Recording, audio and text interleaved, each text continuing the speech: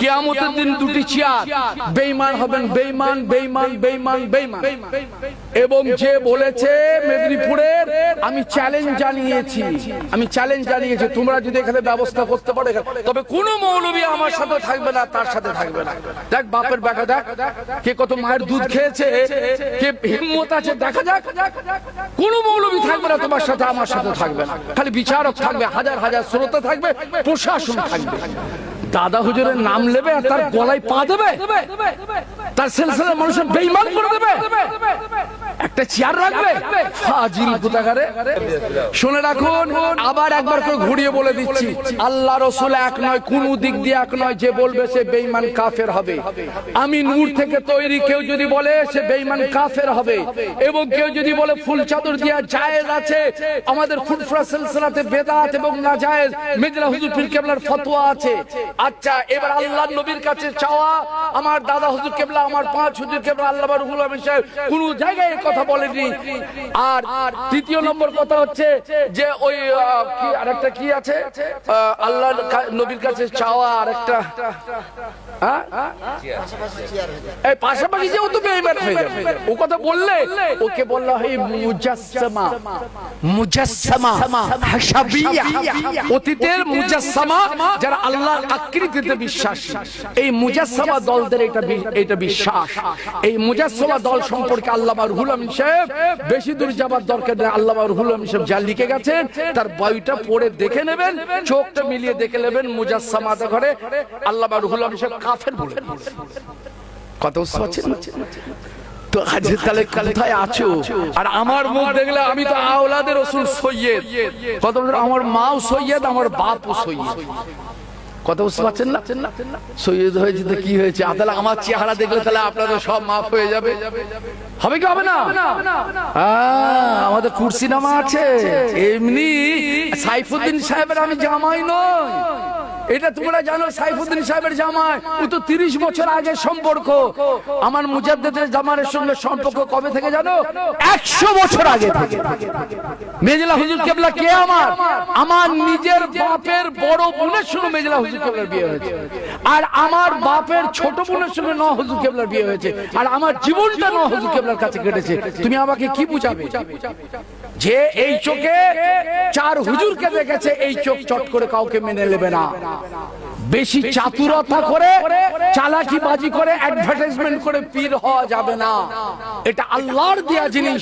আমার ছোট ফুফা জান আমার নওয়াজ হুজুরের কাছে নিজে শুনেছি। একবার একটা লোক এসে বলছে, হুজুর আপনি আমাকে অমুক গ্রামে জিকির করাতে বলেছিলেন, আমি গেছি। আমাকে বলছে নওয়াজ হুজুর তোমাকে খেলাফতনামা দিয়েছে। এই কথা বলতে নওয়াজ হুজুর কেবলার মুখটা লাল হয়ে গেছিল। কি বলছো? বলে আমাকে খেলাফতনামা চাইছে, আপনার খেলাফতনামা দিয়ে বললেন কি জানেন? বলে যে আল্লাহ তোমাকে কবুল করুক, এটা চাও না তুমি এটা চাও, বলো তুমি কোনটা চাও আগে ঠিক করো। বলো না আল্লাহ কবুল করুক। বলে যাও, একটা মানুষ যদি জিকির করে একটা মানুষ যাও, চলে যাও। কথা বুঝতে পারছেন না? এর আল্লাহর দেয়া জিনিস। হকের উপরে থাকলে, ন্যায়ের উপরে থাকলে, শরীয়তের উপরে থাকলে আল্লাহ তোমাকে বাড়িয়ে দেবে, কেউ তোমায় আটকাতে পারবে না। কথা নবী কি একটি তো নবী বসবে, ওই তো বলে দিলাম। এটাকে আরো কারো মুখের দিকে তাকালে গুনাহে সাগীরা মাফ হবে। বাজে কথা, ভোকাস কথা যে বলেছে আমার কাছে শুনে রাখুন, ক্যাসেট করে রাখুন। আমি বলে যাচ্ছি ভোকাস কথা, এটা জাল কথা, এটা নিজের প্রতি আকর্ষণ করার জন্য কথা। আর আরো কেউ কেউ বলে যে বাবা আমরা পীরের আওলাদ, আমরা হচ্ছে বড় হাক্কানি আলেম, আমরা যে গ্রাম দিয়ে যাব 40 দিন আর কবরে আযাব হবে না। কত বুঝছেন? এটা হচ্ছে জাল হাদিস, হাদিসের নামে জাল। এটা হাদিসের নামে জাল। আর ওই আরশের কথা মেজলা হুজুর কেবলাও আল মওযুআত লিখেছে, ওটা একেবারে জাল। জুতো নিয়ে চলে এসে কথা বুঝতে পারছেন না? আর কি বলবো? আচ্ছা, এই বিষয়গুলি একটু দয়া করে ব্যাখ্যা করতে গেলে সেটা অনেক টাইম। তবে আপনাদের ঘরে আমি সতর্ক করছি, খবরদার আমার মুজাদ্দিদ জামান, আমার রুহুল আমিন সাহেব, আমার মেজলা হুজুর কেবলা, আমার 5 হুজুর কেবলা, তারা যেভাবে চলেছে আমরা সেইভাবে চলব। তো রাখ তোর দলিল, দলিল পাবি না। শুনে এক বেরেলি মৌলবি তো করে পেছন থেকে হেল্প করছে, কত সব জানি। কিন্তু যে বেরেলি দেওবন্দিরা আজ পর্যন্ত দাদা হুজুর কেবলাকে কাফের বলেনি গো, কিন্তু উজি আলী বলে মিডিয়া বুড়িয়ে মালদাতে দাদা হুজুর কেবলাকে কাফের বলে এসেছে, আল্লামা রুহুল আমিনকে কাফের বলেছে। লজ্জা লাগে না? দেওবন্দি দেওবন্দি দেওবন্দি, কোন দেওবন্দি বলেছে দাদা হুজুর কেবলা রুহুল আমিনকে কাফের? যে গোলাম সামদানি বেরেলিদের সে লিখেছে মুনাফিক, সে বই আমার কাছে আছে। ফুরফুরা ওয়ালারা মুনাফিক, আবু বকর সিদ্দিক ছিল ব্রিটিশের দালাল, তার সাক্ষী ফুরফুরার এখনো বেঁচে আছেন আমাদের মৌলানা আবুল কাসেম সাহেব, আমাদের উস্তাদ, এদের উস্তাদ, আমাদের উস্তাদ। ও সীতাপুরে বাড়ি। ও যখন আসে আমি আচমকা ওর ঘাট ধরে আমি নিচেই ফেলে দিয়েছিলাম গোলাম সামদানিকে। ও পড়েছে এখান থেকে, আর চাকরি করে বড় হুজুর কেবলা তৈরি করা মাদ্রাসা মুর্শিদাবাদে। ও যায়, এসে ওকে দেখে আমার মাথাটা খারাপ হয়ে গেছে, কারণ ও ওর পত্রিকা আহমদ রেজা বলে পত্রিকাতে, আলা হযরতের নামে পত্রিকাতে লিখেছে ফুরফুরা আবু বকর ব্রিটিশের দালাল ছিল। আমার তো মাথা আগুন হয়ে আগুন থেকে এই যায় আমি দেখেছি, সবাই অবাক। আমি ঘাট ধরে একদম নিচে ঠেলে ফেলে দিয়েছি। এইবার ও চিল্লাচ্ছে, কাসেম হুজুর আমার উস্তাদ, এদেরও সব উস্তাদ, মুফতি সাহেব আরো সবাই, যে বাহাদুর তুমি হঠাৎ এরকম রেগে গেলে কেন, আব তুমি ওকে ঠেলে ফেলে দিলে কেন? আমি বললাম যে হুজুর এই জন্য শুনে রাখুন, এই দালালের মাদ্রাসায় পা দেবার অধিকার নেই। বলে কেন? আমি সব বলো, ও বাবা এত খবর আমরা কি করে জানি? বলি আমার দাদা হুজুর বলে ব্রিটিশের দালাল। কোন দেওবন্দি বলেছে? খালি দেওবন্দি দেওবন্দি দেওবন্দি, তার মানে এবার দুদিন পর একবার বলো বাহাদুর দেওবন্দি হয়ে গেছে। কথা শুনছেন না? হক কথা বললেই বিপদ আছে। আল হাক্কু বুররুন ওয়ালাউ কানা দুররুন, সেটা যদি মতিও হয় তাহলে কি হবে? সেটা তেতো লাগে, খারাপ লাগবে, ভাল লাগবে না। খুব সাবধান, এগুলো সব বাজে কথা। যখন পুঁজি থাকবে না তখন ওই বংশের গরম। শুনে রাখুন, সে কথা আমি বলবো না। কোরআন বলছে কাল কিয়ামতের দিন বংশের কোনো মূল্য থাকবে না। আল্লাহ রাসূল বলেছেন, আপনার মুসলিম শরীফের হাদিস, ওটা আপনার মিশকাতে কিতাবুল ইলমে রয়েছে। হাদিসটা মনে রাখতে পারিনি কেন, আমি তো আর ওই করবার জন্য আসিনি আপনাদের কাছে, নাহলে আমি হাদিসগুলো তুলেই নিয়ে আসতাম। তাতে আল্লাহ রাসূল বলছেন, যার আমল তাকে পিছিয়ে দেবে, তার বংশ তাকে আগিয়ে নিয়ে যেতে পারে না। কোথায় আছে? মুসলিম শরীফের হাদিস, এটা আছে আপনার কিতাবুল ইলমে মিশকাতের মধ্যে, খুলে দেখুন। যখন আমাদের কোনো উপায় থাকবে না তখন বংশটাই আমাদের কাছে পুঁজি হবে, আর অলৌকিক নানা রকম উল্টো পাল্টা জিনিস আমাদের পুঁজি হবে। খুব সাবধান। আল্লামা রুহুল আমিন সাহেব যেভাবে চলেছেন, দাদা হুজুর যেভাবে চলেছেন, মেজলা হুজুর কেবলা যেভাবে চলেছেন সেইভাবে চলবেন, কার কথা শুনবেন না। আর ওই সব ফিতনাবাজ গ্রামের মধ্যে ফিতনা সৃষ্টি করবে, খবরদার আনবেন না। কত বুঝছেন না? যাই হোক, আর আমি আর কি বলবো, শাফুল আমিন ভাইকে ডাকুন। আমার আর বলার আর মানসিকতা নেই। আমার বলার যে একটা খাহিশ ছিল, ইচ্ছা ছিল, নবীর জীবনে কত কি আছে জানেন? দিন কাকে বলে আপনারা বলতে পারবেন? বলুন তো, ইসলাম কাকে বলে? বলুন ইসলাম কাকে বলে? বলুন ঈমান কাকে বলে? ঈমানের হাকিকত কি বলুন? আপনারা তো এত ওয়াজ শুনেছেন, ঈমানের হাকিকত কি, ঈমানের মূল জিনিসটা কি বলুন? বলতে পারবেন না। যদি বলা হয় দ্বীন, বলতে পারবেন না। শরীয়ত কাকে বলেন? বলতে পারবেন না। তাহলে কি আমরা শিখলাম ওয়াজ শুনে? 20,000 18,000 টাকা দিয়ে নিয়ে এসে কি হলো? কত বুঝছেন না? কিছুই আমরা শিখলাম, খালি ওই ইশকের কথা শুনে গেলাম। কত বুঝছেন? এছাড়া আরে ইশকটা যে কি জিনিস মনে রাখবেন। মায়ের ভালোবাসা, বিবির ভালোবাসা, আল্লাহর ভালোবাসা, নবীর ভালোবাসা, আল্লাহর ওলির ভালোবাসা, পীর মুর্শিদের ভালোবাসা, সবের নাম হলো ভালোবাসা।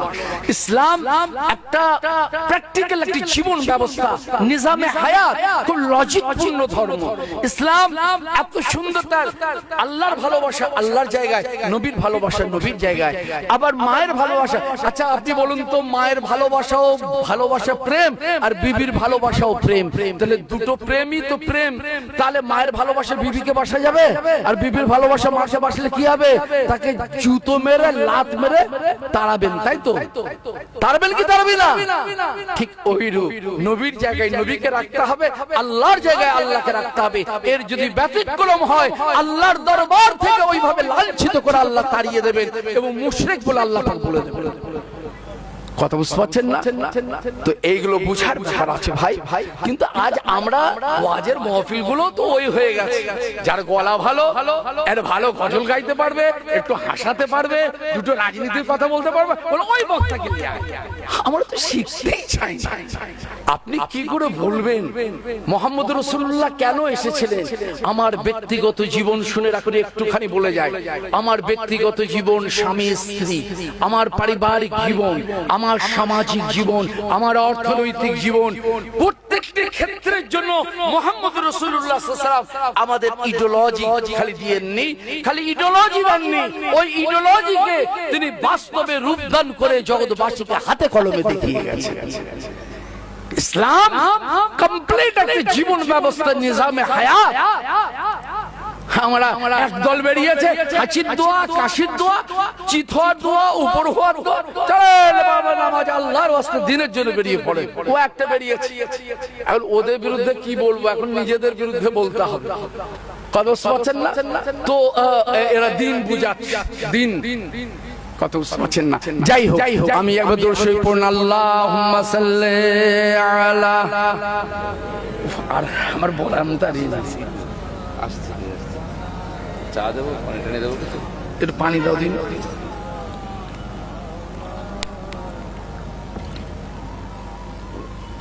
যাই হোক, আমাদের শরফুল আমিন ভাই সাহেব আসছেন, উনি দোয়া খায় করুন। আমি আজকে আর কিছু বলতে পারলাম না, আমার আশা ছিল, পারলাম না। কেন আমি যা কথা শুনলাম আমার মনে খুব দুঃখ লেগেছে। কেন দুঃখ জানেন? অন্য কেউ হলে লাগতো না, সে আমার নিজের, মানে কি একেবারে এইরূপ নিজের, তার মুখ থেকে এইরূপ কথা, এইটা আমার দুঃখ আক্ষেপ। অন্য তো সব বলছে, ওই মেদিনীপুরের অমক তমক, সে তো বহু কিছু বলছে, মুফতি বঙ্গ আসামের, এইটাই আমার কথা, অন্য কিছু না। কথা বুঝতে পারছেন? তো যাই হোক, আপনারা দিন ইসলামকে বুঝুন।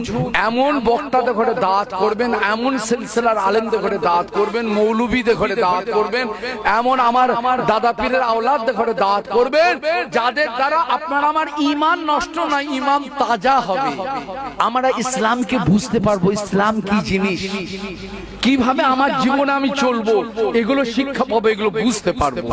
এমন লোককে দাওয়াত। কথা বুঝতে পারছেন? আর যদি বলেন না হুল্লোড়বাজি যেমন চলছে চলবে, সেটা আলাদা কথা, সে আপনারা করুন, আপনারা করতেই পারেন, এটা আপনার রাইট। আমার বলার কোনো অধিকার নেই আপনাকে গলায় গামছা দিয়ে দাদা হুজুর কেবলাকে মানাতে হবে, দরকার নেই। কথা বুঝতে পারছেন? বড় হুজুরের ছেলেরা ওয়াহাবি হয়েছিল, সেই জন্য কত কি বাদ প্রতিবাদ হয়ে গেল। আর এখন যে বেরেলি বেদাতি ঢুকে যাচ্ছে, একমাত্র কেলিমুল্লাহ ভাই সাহেব হুজুর কেবলা প্রতিবাদ করছেন, মারুফ ভাই সাহেব হুজুর কেবলা প্রতিবাদ করছেন, উমর ভাই সাহেব কিছুটা প্রতিবাদ করছেন, আর ওই বাড়ির মধ্যে আর তেমন কিছু প্রতিবাদে দেখতে পাচ্ছি না। উল্লেখযোগ্য প্রতিবাদ, কঠোর ভাবে এনারা প্রতিবাদ করছেন। আর কে?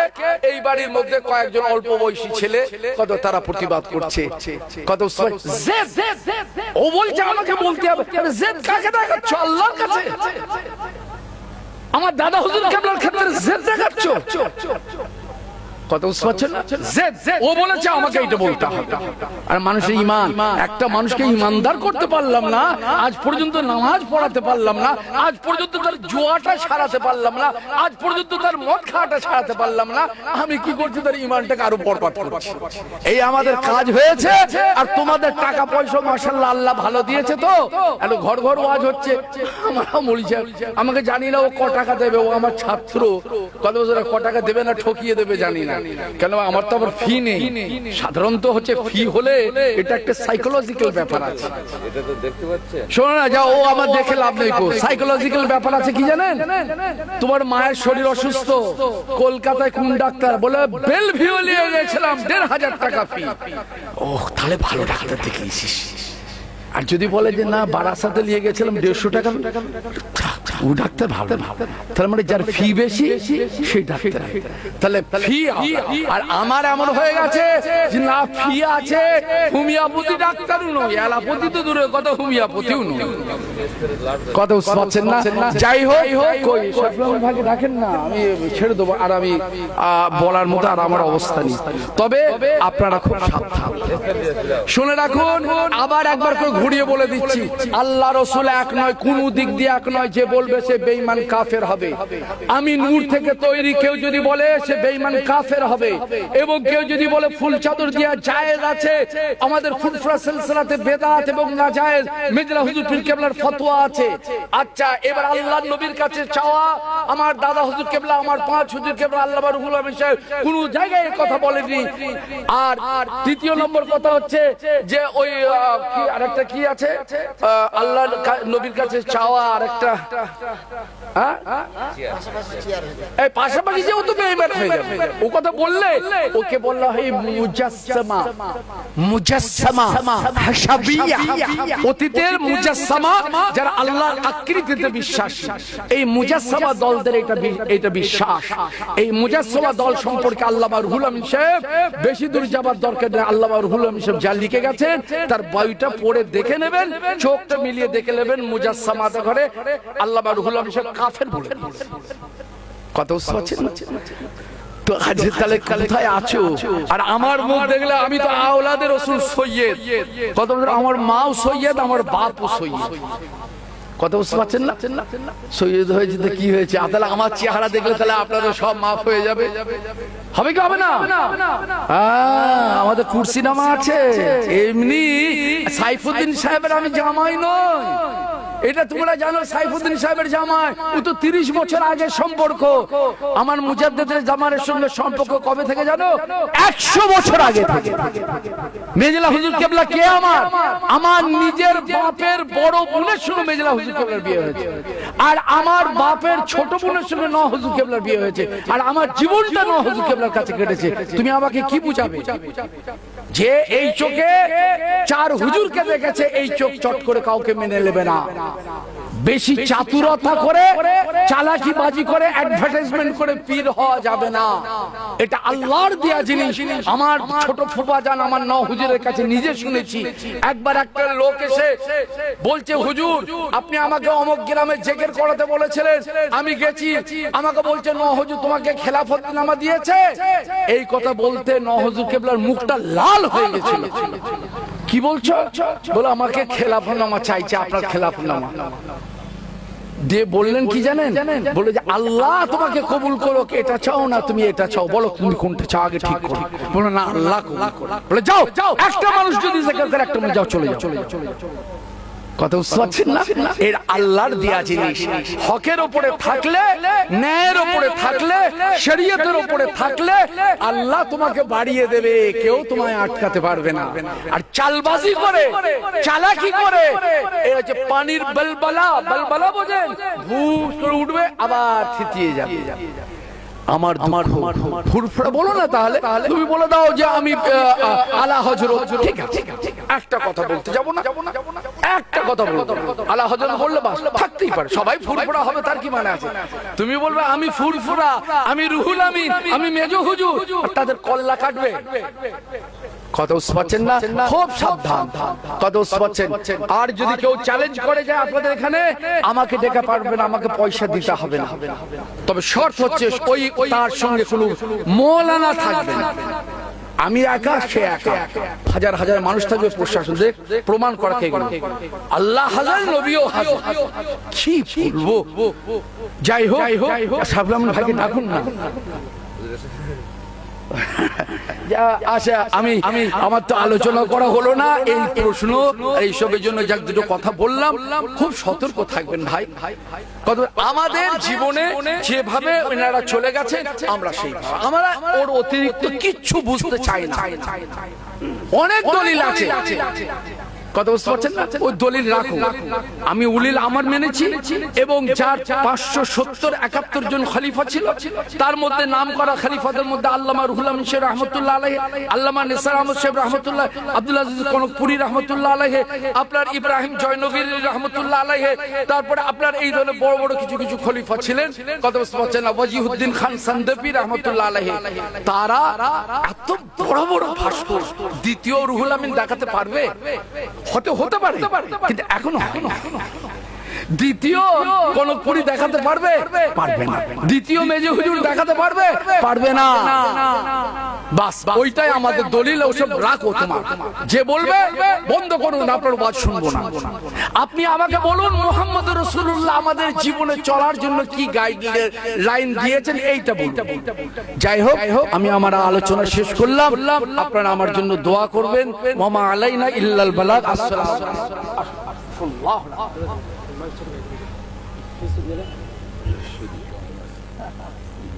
Hello hello hello hello hello hello hello hello hello hello hello আসসালামু আলাইকুম। দিল্লির সময় শুনলাম যিনি দাদা হুজুর পীর কিবলা রাহমাতুল্লাহ আলাইহির জীবন আদর্শের উপর রিসার্চ করেছেন কম বেশি 30 বছর ধরে। থানার জামাই আমরা সকলে চিনি। আমার উস্তাদ শিক্ষক আল্লাহ হযরত বাহাউদ্দিন সাহেব ফুরফুরা টাইটেল মাদ্রাসার মুদাররিস শিক্ষক, আল্লাহ তার হাত দারাজ করুন মুজাদ্দিদের উপরে আরো বিস্তারিত রিসার্চ করে আমাদের সকলের মাঝে যেন প্রকাশ জিনিসটা প্রকাশ করে দিতে পারে। এখন আপনাদের সম্মুখে এসেছেন হুজুর সেই সুদূর বসিরহাট দরবার শরীফ। আমরা সকলেই চিনি জানি, জানাকে